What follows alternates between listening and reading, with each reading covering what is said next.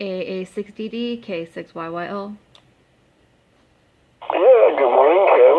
AA6DD, K6YYL on the other end. Good morning, good morning. Why don't you give me the description of what you were hearing again last night, and then we'll go into the discussion.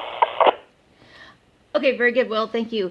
And we'll try to keep this one shorter if you want. I know you want to probably get going there. So, but yeah, last night was an opening on 10 meters after dark, and for sure. And not that it matters for what we're going to talk about, because meteor scatter can happen day or night. So, but anyway, yeah, there was an opening on 10 meters, and I was working two stations. They were in, New Mexico. That's correct, New Mexico. And then they were pretty steady, but then the stations I was working, because they did a net on a 28.403 last night, like a round table. And the stations I also worked in Northern California were very QSB, up and down. So I had mentioned to the gentleman in Albuquerque, the two of them, that this probably was like meteor scatter. And they're like, no, this is just Sporadic-E. Meteor scatters too fast. And from all the experience I've ever had with meteor scatter, this just sounded like meteor scatter. Could have been, of course, too, combo of Sporadic-E, but because they were yes, they were steady. The two in Albuquerque were steady. For the most part. They did kind of go a little bit, but they mostly were there, strong. And but yeah, the other stations I worked in Northern California, I believe they were Northern California, were very QSB. Go ahead, Will. Well, okay, Kim, very good on that. Yeah, I did hear the net as well on 10 meters, and there was QSB on them. It was not choppy QSB, but was definitely QSB. So, in general, when you hear Sporadic-E, it has a fairly long rolling QSB to it. That means quite often the signals can be up for 5, 10, 15 minutes, and it'll have a 5-minute dip or so, and then come back up again for 5, 10, 15 minutes, and then have a 5-minute dip, and around and round. You've heard that numerous times. And of course, it can be relatively very steady. You can tell it the best on AM. When you listen to AM, you can tell QSB the best, because sideband is so well processed with AGC, it is hard to tell what's really happening or hear it. You can also hear it on FM, here again, better than sideband. Though once signals are really strong on FM, they quiet and you can't, and once it's quieting, you can't tell QSB anymore. But having said that, the meteors, as you know, can be very sparse. You can just hear one syllable in half an hour or an hour, or you may be hearing a syllable every 10 minutes, or you may be hearing a syllable every minute. And eventually, if there's enough meteors, you get a residual up and down chop signal. That is quite easy to say, well, obviously those guys up in Northern California were meteors. And the guys over there in New Mexico were, maybe there's some, Sporadic-E mixed in with the meteors that helps, helping it propagate over there, a nice mixture. But meteors themselves can be very constant if you have enough of them, a lot of little ones that are just pitter-pattering down. And the characteristic of a lot of meteors, when you get more of them, is that it'll come in from lots of different directions. So that's one characteristic. Whereas Sporadic-E is normally one cloud after another, covering certain geographical areas. But even that, we know, is an exception. When you get extremely unusual multi-hop Sporadic-E, it can be in multiple directions, so it makes it even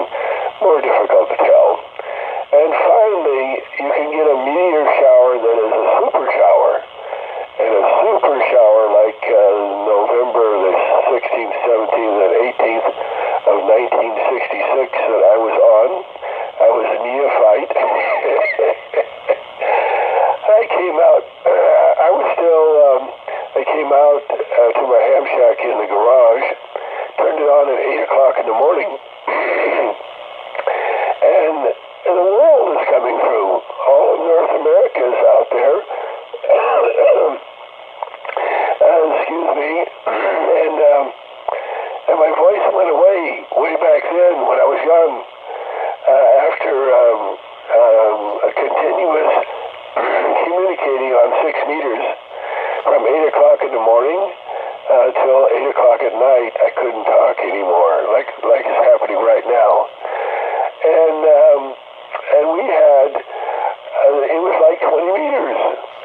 I mean, I was in a QSO in the middle of the day with Texas and Oklahoma and Oregon and Washington and Florida and New York, and everybody was hearing everybody simultaneously. Like I say, it was like the best DX day for North America that you've ever heard on 20 meters.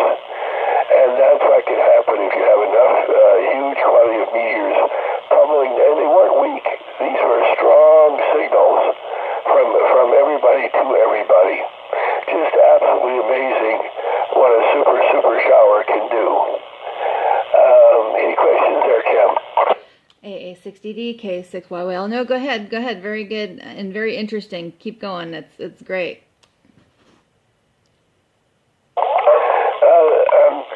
And remember, these meteors can be heard on each ham band, and Sporadic-E can be heard on each ham band.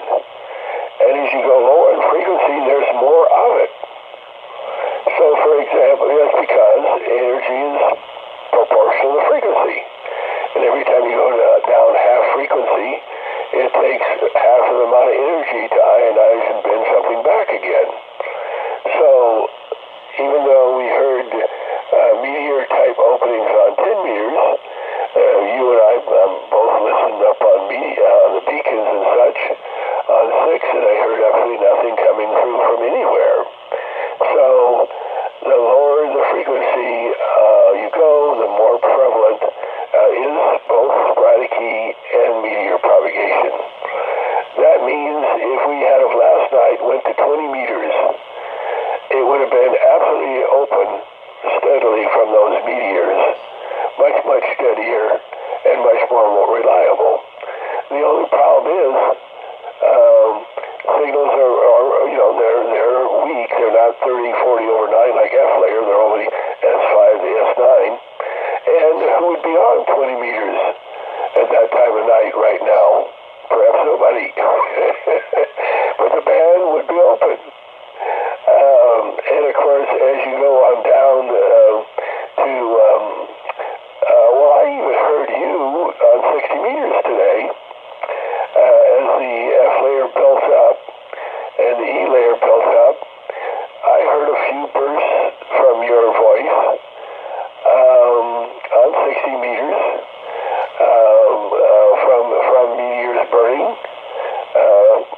and just a syllable coming through. Then finally the F layer got ionized to good enough by 10 o'clock. I could hear you residually going straight up and straight down from Claremont over there, 35 miles away, to me over here in Paris. So those modes are swamped out by F layer as you go down below, and you don't recognize the fact that meteors and Sporadic-E is still part of the mix as you get into the lower HF spectrum. Go ahead. Okay, very good. Well, yeah, and I detected that too on 60 meters. It sounded to me like there was a little bit of meteors there as well that I was hearing.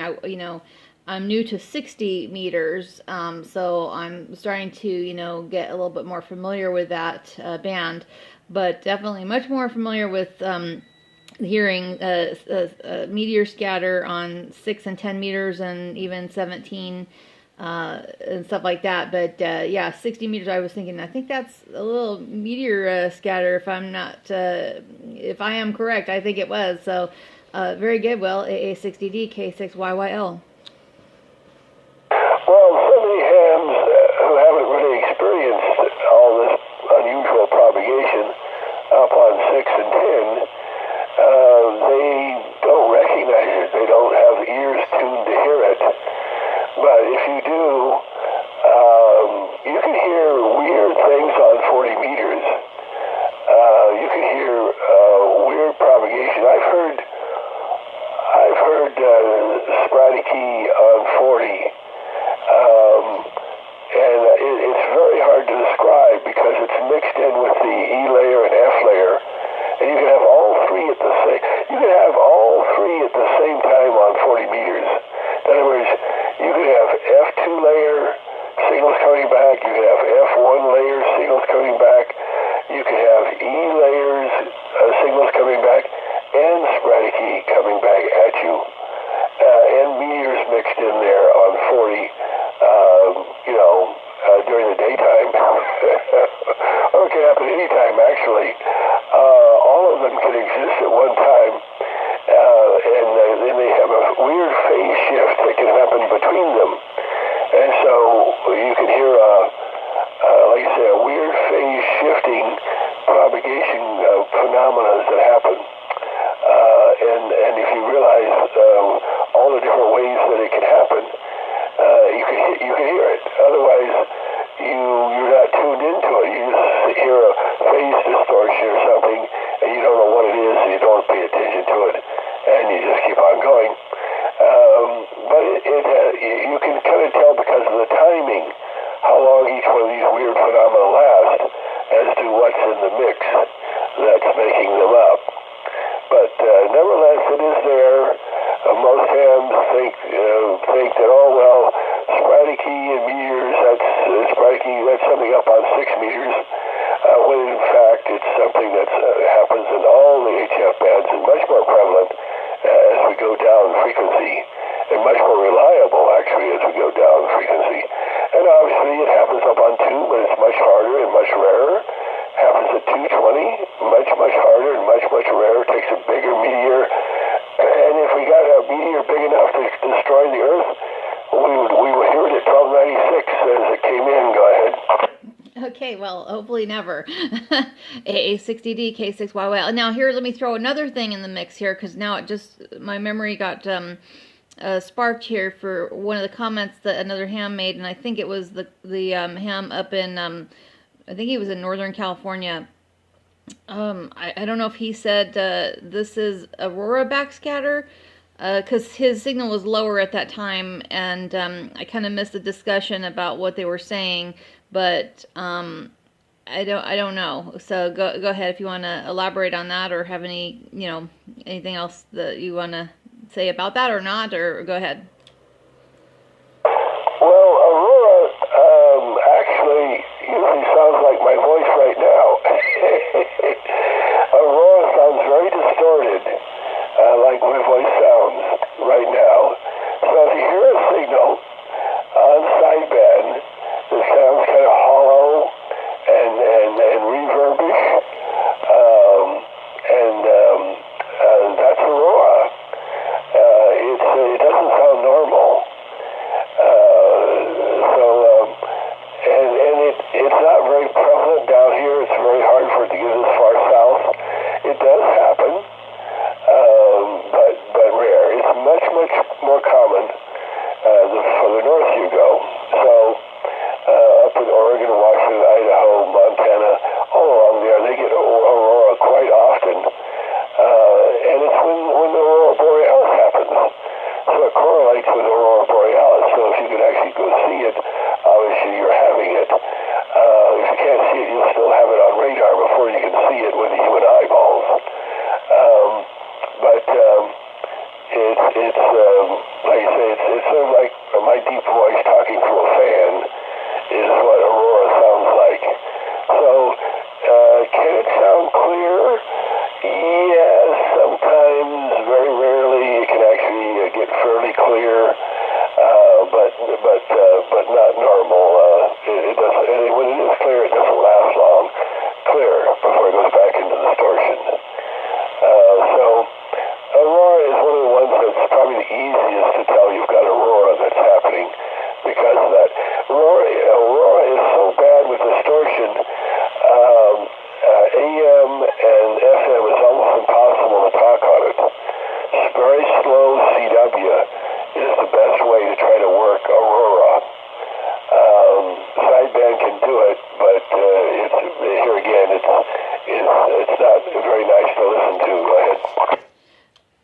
AA6DD, K6YYL. Yeah, and I don't think that there was a, from what I could tell, I don't think there was Aurora backscatter going on last night, even to the guys up north.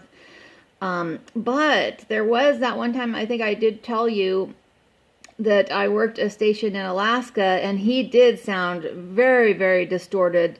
And I believe that was some kind of Aurora going there, and hearing him down this way. If you want to explain how that would be, how I would hear that it's so distorted. It sounded just like that. It sounded just like you're describing. I do believe we spoke about this many years ago. Go ahead. Well, it takes two Sporadic-E hops or two E-layer hops to get to Alaska from here. A minimum of two, sometimes three. So, if the first Sporadic-E hop was pure Sporadic-E, getting you into Oregon and Washington, or off the coast of Oregon and Washington, then the next hop may not, in the E region, could have been Aurora. Aurora is refracting you the rest of the way, and it's not really Sporadic-E, so Aurora happens in the E region. Remember, in the E region, 100 kilometers up, you have the meteors burning where there's oxygen. You have Sporadic-E that gets generated from oxygen, which may be from violent electrical storms, may be generated by metallic meteors that help generate Sporadic-E, may be generated by wind shear, and may be generated by phenomena that we don't know about. It's all in the E region. And Aurora is also in the E region, and it is generated by the solar winds putting ions into the upper atmosphere, and when they react down at the oxygen level, you have the Aurora lights. All that energy waving up there, creating red and greens and blues of energy ionizing the E-layer at 100 kilometers. And indeed, Nicholas Tesla saw Aurora, and it probably had a big influence on him realizing what was happening, and realized that if you put inert gases in a tube and then put high voltage on it and ionized it, it would glow. So he invented the neon lamp, the neon lights. And he was the first person, and nobody believed him for years, he was the first person that said that some phenomena, some ionized phenomena from the sun hitting the magnetic field of the Earth was causing this phenomenon. And like you say, everybody thought he was crazy. Right, AA6DD, K6YYL. Very good. But he was right. I mean, he's crazy about other stuff, but that particular scientific observation was correct. Go ahead. Yeah, he really wasn't credited with a lot of things, and I think from my little knowledge of Tesla, he was. I think they tried to ignore him intentionally, but anyway. So back to scatter and all that. All right. Well, that's what you heard. It was a multi-hop phenomena and a multi-phenomena. So you can have multiple hops from one layer to the next. Remember, Sporadic-E and Meteor and Aurora, all those phenomena in the E region will normally have about a 600-mile range to a maximum of 1,400-mile range. The average range is about 1,000 miles. So if you're talking beyond that 1,000-mile range or 1,400-mile range, it's got to be for two hops, or it has to be F-layer.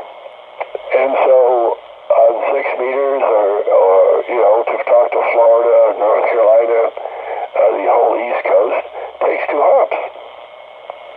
To talk to Alaska takes 2 or possibly 3 hops, depending on the particular path to get there. And of course, each hop requires another 60 bees of energy to make it to the next hop.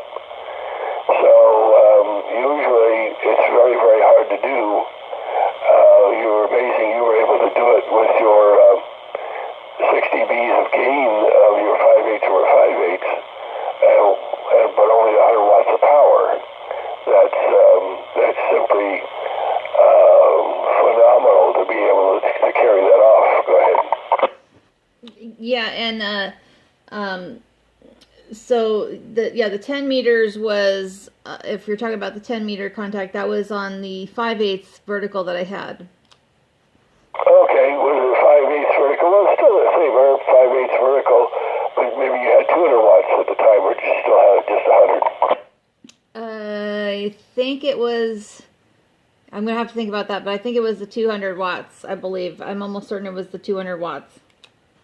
Okay, so the ERP was still the same in both cases. But it just shows you, but that's very, very hard to do. Like I say, I always recommend,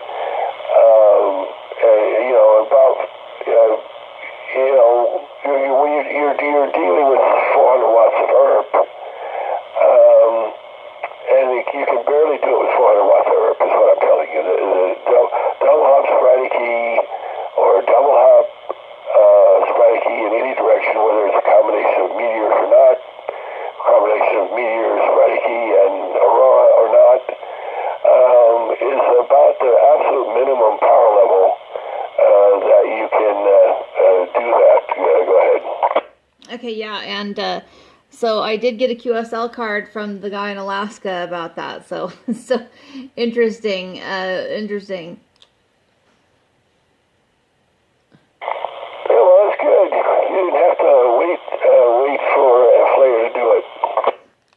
Yeah, no, I have to go back and remember what year that was. I think that was 2012, I believe. So anyway, I'd have to go back and look at that one. So, but yeah, interesting phenomenon that we have experienced over the years. Well, in my almost 10 years on the air here as a ham. Yeah, well, look at the ZL you worked on 6 meters when I couldn't hear him. And that had to be multiple weird combinations. It was at night, so it wasn't that flare for us. So the first hop had to be Sporadic-E, and the Sporadic-E had to land out there in the Pacific Ocean somewhere. And then the next hop could have been transequatorial all the way, or it could have been transequatorial and did another Sporadic-E hop on the far end. But what was it, 8 o'clock in the evening? It was totally dark here. And it was very, very low angle, whatever it was super low angle, because I have a saddleback in the way towards the Pacific Ocean. I can't see the Pacific Ocean, but, if you got up on the roof of your house, you can look over the Coyote Hills, and you can literally see Catalina Island in the Pacific Ocean from where you're located. Go ahead. Yeah, AA6DD, K6YYL, and that was on just 100 watts because the Kenwood 480 Ajax only does 100 watts on 6 meters, and everywhere else it's 200 watts. So, but go ahead. Yeah, well, that would have been, I'm not sure if we already had your 5/8 or 5/8 up, but here again, that would be 400 watts of ERP was what you would have had, but it would have concentrated on the horizon, but still very, very difficult to do the absolute minimum power levels to be able to do something like that, to get multiple hops to a wonderful transequatorial, hitting the F layer at the equator twice, once above and once below the equator, and then some kind of Sporadic-E to get us part of the way on both ends. It had to be something like that for it to have happened. And,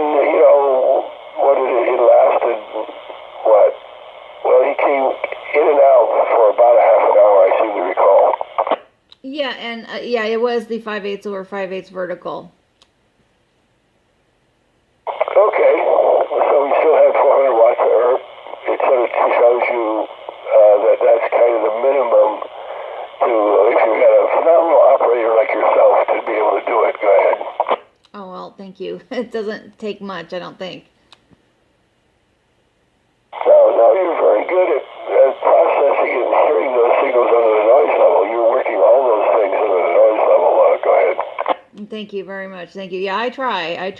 It's you know, a lot of intent listening, you know, and so but it's fun. It's really unique and interesting, and you know, it's a great experience. Well, you notice on 60 meters, the band's coming back now. These days are getting longer, so the 60-meter vertical index propagation is getting better. That's neat. Yeah. So I'm new to 60 meters, and it is really, really neat. I think I started on 60 meters back in November, I think it was. So yeah, 60 meters is quite fun. Yeah, well, here again in November, I could hear you quite often on 60, but all through December and the bottom, you know, the very bottom of the daylight went away on us, and the ionization went away, and it's now starting to come back, and we're starting to hear it here in the middle of January. It's, you know, significantly improving. As the daylight comes back and the ultraviolet light can get it ionized up for us. And it's hard to say. It may actually be E layer and not just F layer that's coming that high. But nevertheless, whatever it is building it back up. Very good. AA6DD, K6YYL. Well, that's neat. You know. And I heard 40 meters was really long this morning. A lot of foreign broadcasts coming in really strong, so that's interesting as well. I wasn't on 40 this morning, but I heard that about it. Okay. All right, well, I'll let you go. I think the recording turned out okay, probably. And we'll do it again. All right, maybe next time we'll talk about the what is the bottom of the solar cycle, if it's here or not yet. So I've heard somebody say it is. Well, we don't know until we've gone past it. We have to be 6 months past it before we can say it's the bottom. In other words, I've been saying for some time we're on the bottom. I still think we are, but we don't have a scientific certainty to it until 6 months after the bottom. We can mathematically find it then. Yeah, that's what I was thinking. So, okay. Yeah, because somebody, I think, said, oh, it's official or something, or they were very certain it was the bottom. So, anyway. All right. We will talk to you. Thank you very much, Will. And thank you. It's been fun, as always. AA6DD, K6YYL. Yeah, Kim. Well, see what they do, Kim, in case for the people who don't know this, they take the numbers of the sunspots and they average them. And they average them for an entire year. They average, for any particular date, they average 6 months in the future and 6 months in the past. So, for that date is an average of 6 months past and 6 months in the future. So, to get the number, you have to be 6 months past it before you actually have the data for that particular month. And so we have to go way past the bottom before we have the actual mathematics of where the bottom was. Okay, very good. Very good on all that. All right, catch you later. Have a good day. All right, thank you very much, Will. AA6DD, K6YYL. K6YYL, AA6DD, back listening.